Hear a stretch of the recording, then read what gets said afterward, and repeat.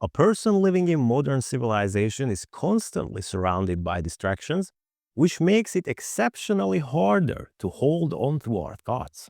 Mobile phones, social media, advertisements, people around you, vehicles, construction, and other artificial noises. The smells of your environment, the scent of food, the smell of the street or the room you are in, the aroma of perfumes or laundry detergent on your clothes, not to mention a wide variety of terrible, nose-strangling odors punching you right in your olfactory senses.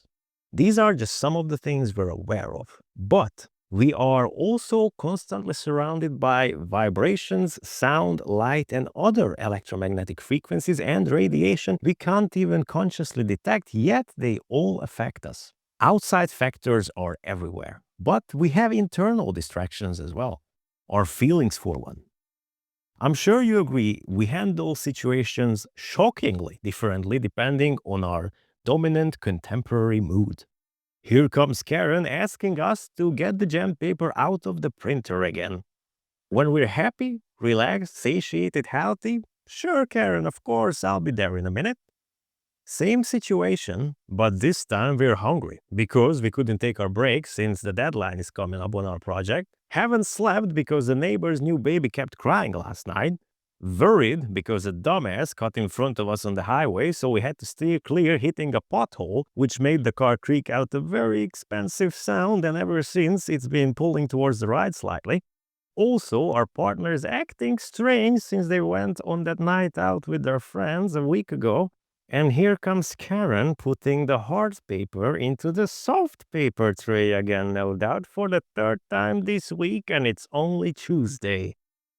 You gather your thoughts, and as you begin to answer Karen, your cell phone displays the name of your supervisor while starting to ring on your desk, and you begin to wonder if your alcoholic uncle jumping off a bridge 3 years ago had the right idea after all.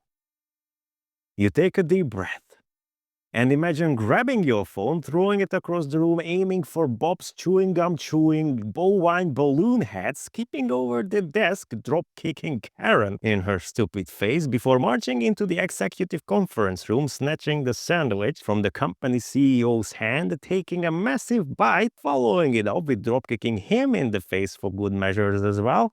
Then eat the rest of the sandwich while waiting for security to come and hand you over to the police. Sure, Karen, of course I'll be there in a minute. Distractions, distractions, distractions everywhere, and what is in your mind? Chaos, imbalance, unrest. Would you agree with me when I say the only thing we truly have the ability to control is what is inside our own mind, and yet we can't even do that for the most part correctly? How many of us ever bother to try controlling our thoughts continuously? What do you think? How many people have controlling my thoughts on their daily to-do list? Definitely not the majority, and it is a massive issue. I'm sure you're familiar with the phrase, we are the architects of our own demise. And that process starts right there in our thoughts. I believe many people aren't even aware of the fact that the way we feel and how we think is actually within our control. At least I know I wasn't. I actually figured out that most of my change originate from within me pretty early on, but I was convinced that's just who I was. Our self-image is extremely important. Whoever we believe we are is the definitive origo of our life and our experiences. Our outer environment, our interactions with others are the reflections of our inner world, our thoughts, and our feelings. A confident person will have confident interactions. A happy person will see the bright side of things. A compassionate person will try to help others. If our personality defines our everyday life, it is crucial then to understand our personality, but do we truly know ourselves?